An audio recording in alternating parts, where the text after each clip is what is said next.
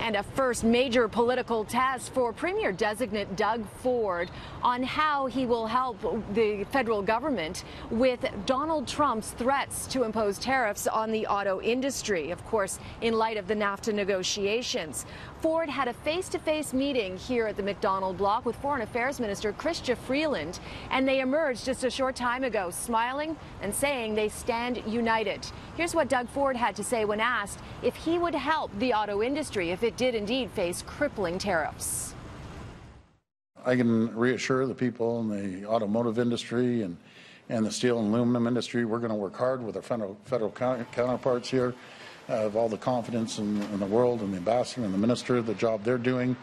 And I wouldn't, I would first, let's see what happens here before we make any commitments. But we're going to have a strong voice, and I'm going to be working closely with the 19 governors down in the U.S., especially with the midterms coming up.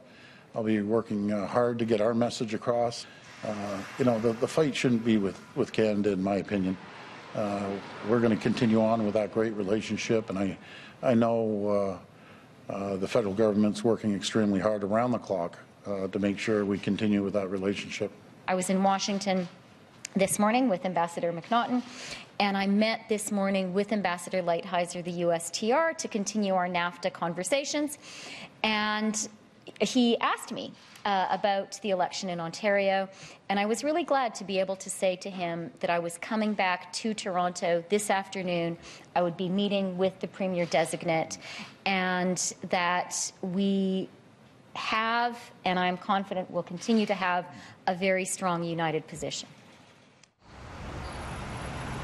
Now, Chrystia Freeland emphasized that Canada needs the U.S., but the U.S. also needs Canada when it comes to important trades. And Doug Ford says he plans on going to the U.S. and having a lot of face-to-face meetings with U.S. politicians. And coming up, I speak with the Rotman School of Business about just what role Doug Ford can play in NAFTA negotiations.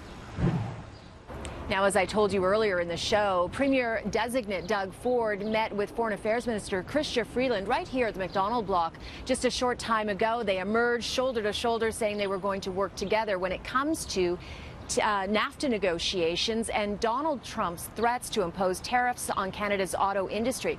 That, of course, is of a special concern here in Ontario, where the auto industry has long been considered the economic engine of this province. Now, a short time earlier, I spoke with the Rotman School of Business about just what role Doug Ford could play in the ongoing NAFTA negotiations. What kind of a voice would a Premier of Ontario have in these NAFTA negotiations?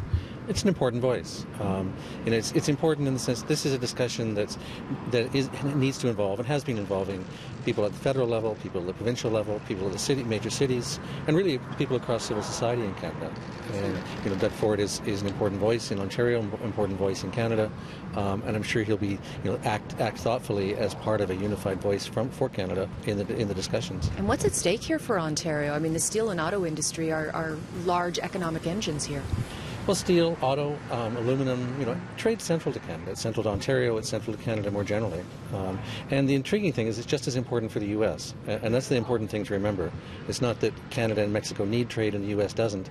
The U.S. can't stand on its own any more than Canada or Ontario can stand on their own.